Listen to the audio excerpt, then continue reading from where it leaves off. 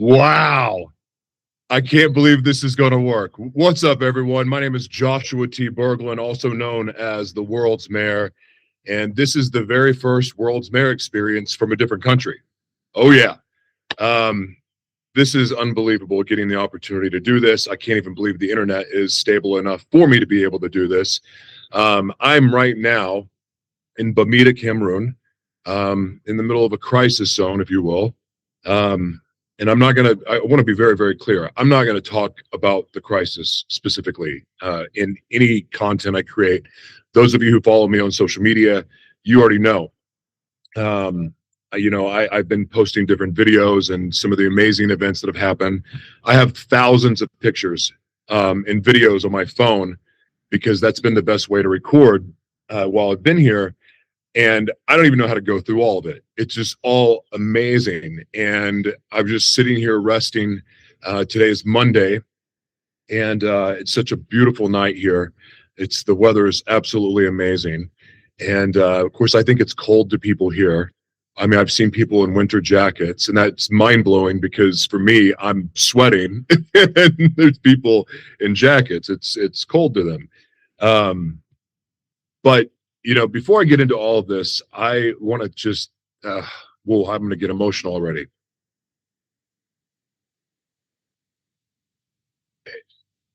Dreams and visions that are placed in our heart are not God mocking us. They're God showing us what's possible. And I've had a crazy big dream for a long time, since I was 7 years old, even though I didn't really even understand it until 11 years ago. And that's when the work started. But even then, it was so big and crazy that, and I didn't even have the skills necessary to do any of the things. But there's something to say that, when God calls the unqualified, on the journey, you get qualified. And that's been my case. And that's not an actual Bible verse. I paraphrased a little bit. Those of you who've watched my videos over the last 2.5 years, you've seen my head shake like crazy, nonstop, just uncontrollably. Interviews that I've done, I tried my best to disguise what was going on with me. And since I've been here, the tremors have 98% gone away. I don't even know if I've had one today, except for the fake one I just did. To show you an example of what it looked like. I mean, I have interviews where I'm punching myself because I can't control it, because I couldn't control the frequencies. This is going to be a raw video, by the way. I'm not going to edit it. I'm just going to talk because I'm so excited, and I didn't even know I was going to do this until a minute ago, like right before I started. And I want to show you what this is set up on. So I have an ironing board, and then I have a chair laid sideways. And this is the view of where I'm at. And I'm in upstation right now. And well, I don't know if you can see, but anyway, that's my view right now. And see what you can see over here.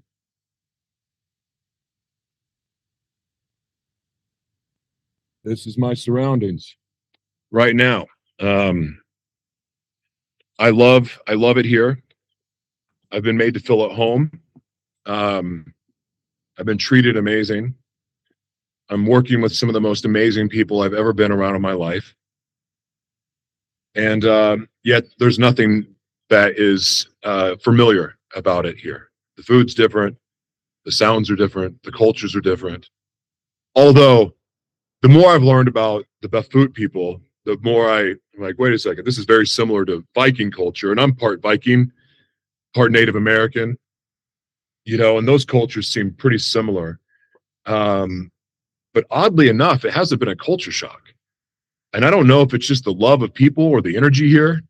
But I mean, everything about this has been healing for me. I'm afraid if I go back in America, my head will snap off because the frequencies are getting more intense with 6G. And I mean, I couldn't handle 5G, but there's only 4G here. And before I came here, I'm like, okay, I was researching all the food because I didn't recognize any of it. I'm like, wait a second, that sounds like medicine. And then But then I also had this belief because I knew what was going on with me. I knew that I had frequency-induced tremors, even though it's not diagnosed. I did the research. I knew. And because of what I knew about the future world, it was easy for me to connect the dots.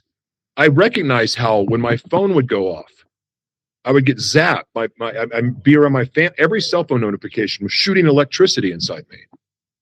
And I couldn't be around people. I was living in isolation. I was like I was in my own prison. And since I've been here, I've been free. Everything about this has been healing. But I'm here for a mission.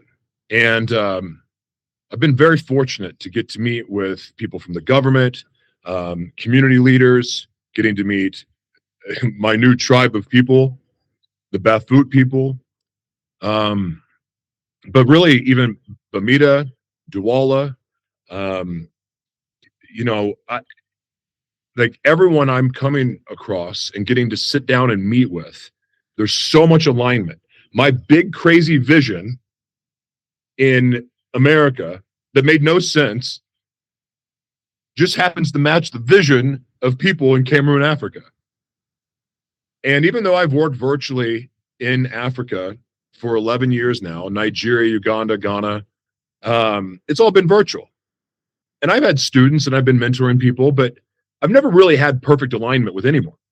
In fact, I don't think what I was trying to teach made sense. It makes sense here. And what's cool about that is that I've known in my heart that Africa as a whole, but now that I'm getting to see firsthand what's happening in Cameroon, Cameroon has something that the world needs. Period. They have something the world needs to know. And as the changes in the global events that are taking place right now, there's certain events that are going to happen that are going to require the knowledge and the wisdom of the indigenous people and the people of Cameroon. And what we're building here with these media hubs to create sovereignty, to allow people to empower themselves, to earn for themselves, to create endless revenue streams, tapping into their God-given gifts, their God-given talents, and their stories, their intellectual property. Oh, and we're going to be protecting their intellectual property too. I never in my wildest dreams thought this would start to come together the way it has. I thought I would be here for 6 months before we saw movement. Saw movement day 1. Day 2, more movement. Day 3, more movement. So I'm here for the long haul. I'm here to do the work. But the good news is I'm not giving up on the global mission that I have. And that is that's 499 other communities. Yeah, it's a big number. But today we started our first one. And that's exciting. And here's the cool part. Once one works, it gets easier for all the others to work, especially with the different people that are coming from around the world to collaborate with us. Because it's not about one person. It's not about one community even. It's a collective. It takes all of us, the same-hearted, same-spirited people that want to create change for underserved communities around the world to help give them a voice. I mean, I'm where the most forgotten crisis in the world is. No one talks about it. I understand why they don't talk about it. I'm the first American to be here in 10 years. Mind-blowing. And I'm not going to get political. I'm not. In fact, I'm kind of known in America for making some pretty, I'm very bold about some of my takes about world events. But here, I'm not going to do that. There's a lot of reasons why. There's really no need to do it. Because in the end, I'm also hoping to see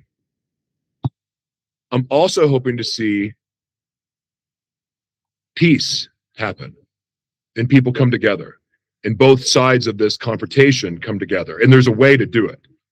There's a way to do it. And it's a way that no weapon needs to be, fired, no bombs, but there's something that will bring everyone together. And I'm here to be the bridge for that. Getting to meet the Fawn, the King of Bafut last night was one of the greatest experiences of my life. but it also just makes me love Princess Abumbi even more, in her leadership. But she is the daughter of her father, and I totally get where her leadership comes from. I'm surrounded by an amazing team of people that are passionate about bringing change. They're passionate about the new opportunity. I'm getting to start working in schools here tomorrow, which is a huge honor and a blessing. Getting involved in the community in ways that I've always tried to serve in the communities I've lived. I've lived a lot of different places. I've never been this involved. And even though I wanted to be, but I haven't really been a fit most places I've gone. For some reason, I fit here.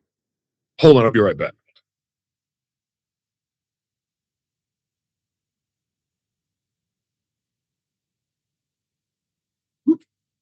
Speaking of the king, I was blessed with this staff yesterday. Tala, to go along with my name, my royal name, Tala. And I was blessed by this, by the king and the princess and youths in the future. And my name means father of the land. So it's quite fitting, because when I got here, I kind of knew I wasn't leaving. And the saddest part about leaving America was that I didn't think I was coming back. I didn't even know if I was going to heal. And maybe that would have changed, had my condition gotten worse here, but it's gotten better. It's way louder here too, like way noisier. It's the busiest. It's busy. It makes New York City quiet. There's a lot going on all the time. I'm kind of away from the noise now up here where I'm at. But that said, it's wow. I'm just shocked with how my health has improved, and getting to be around people again, to be in community with people again, to have conversations without my head popping off my neck or without my arms violently swinging. The food has been medicine. It's healing. It's I love the food. It's totally different. My health, the thing is, I couldn't even eat spicy food anymore in America because of indigestion. And, I was on using caffeine and replace the nootropics or in case of like Adderall and Ritalin and all that stuff, because you had ADHD. Still do probably. But, I got off caffeine before I came, and I just watching my health improve dramatically. The food is healing me. It's medicine. The love of the people here is healing me. This land is healing. And yet, they're going through it. Electricity goes out multiple times a day. No running water a lot of times. Yeah. Showering out of buckets. Having to put water in the toilet to flush it. Bad internet. That's why it's a miracle that I'm on here right now, because I can't even believe this is working. And I don't want to push my luck. But I hope this is actually recording. I mean, it says it's recording. And so there's no really theme for this. There's no interview or anything. But I just wanted to share from the heart, and publish this normally I would do a podcast. But there's a big things happening here. And I want to encourage people that have a servant's heart to reach out to me. If you're looking for a place to serve, if you're looking for a place to get involved and make real change, and oh, by the way, there's other people joining. This is not, I'm not inviting you to something that, is a dead end. There's a movement happening here. And those of you that have been hurt, those of you who've been shunned by society, you're outcast, you don't feel like you belong anywhere, but you have this dream and you have this passion to serve, you have a lot to offer, come to Cameroon. Reach out to me. Other people are doing it. I'm actually shocked. I'm shocked, because even getting here going, man, this goal is 500, the real work. It took 11 years of work, 11 years of work just to be able to get to do the work. Like it was my training ground, 11 years of training to be able to come here. But I had resistance everywhere I went. Every opportunity I tried to seize, or every opportunity I thought I had, it fell through. And then eventually I started having better discernment. I'm going, no, I'm going to stay true to me and my mission. I don't want to change it. I don't want to alter it by joining some other group. And this has allowed me to do that. But ironically, my mission, my sole mission that I'm selfishly holding on to, just happens to align with the people here. So I'm not losing anything. And what we're doing in Bafut is going to go all over the world. And it's going to be exciting to be a part of. So if you love to teach, if you're passionate about media, storytelling, you're passionate about learning, you have money to give, you want to actually become partners, because we're not seeking donations. I mean, donations are great, sure. But really, this is about sovereignty and empowering other people where they don't have to rely on donations and charity, because the charity model's dead. The charity model's dead. And we've got a better plan, but we still need resources. We still need resources. I mean, my goodness. I got to be careful about what I say. But, it's like, there's on my platform, you can see on my website what we're doing. But, to be able to provide stable internet here would be a huge blessing to people. It'd be, a huge blessing, I mean, to me, but everyone here.